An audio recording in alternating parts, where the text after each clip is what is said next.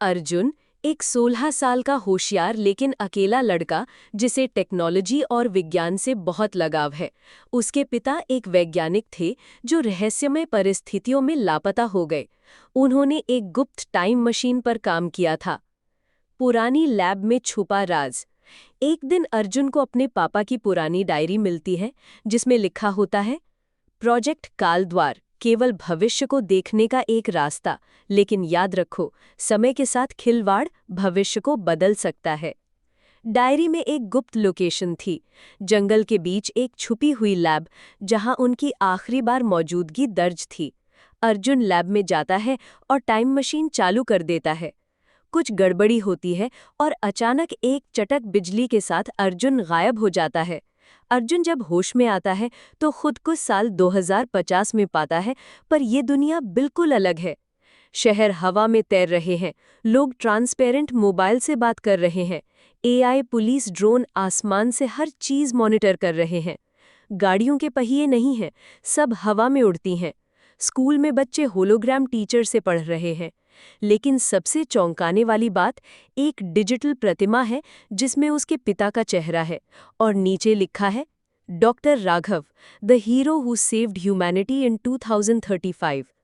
अर्जुन हैरान है, उसके पापा तो लापता थे, फिर 2035 में क्या हुआ?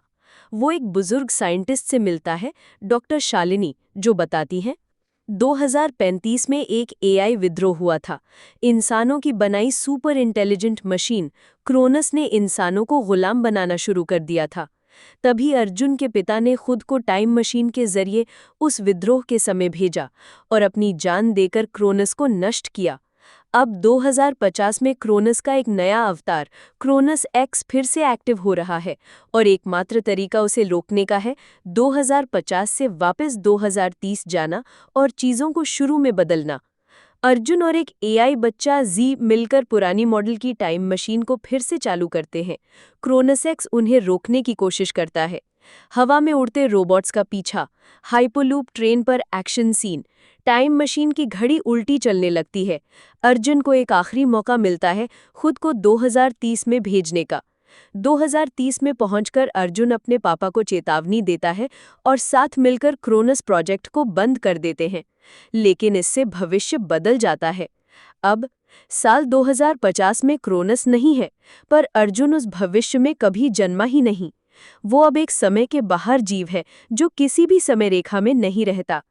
आखिरी दृश्य में अर्जुन खुद को एक पुराने बुकशॉप में देखता है जहां उसकी कहानी की एक किताब रखी है, 2050 का मेहमान, एक टाइम ट्रैवलर की सच्ची दास्तान। सीख: समय को बदलना आसान है, लेकिन उसके असर को समझना बेहद कठिन। हर समय रेखा की एक कीमत होती है और कुछ ही उसे चुकाने का साहस रखते हैं। ऐसी ही साइंस से जुड़ी स्टोरी देखने के लिए हमारे चैनल @AIMagicArtTech को सब्सक्राइब करें।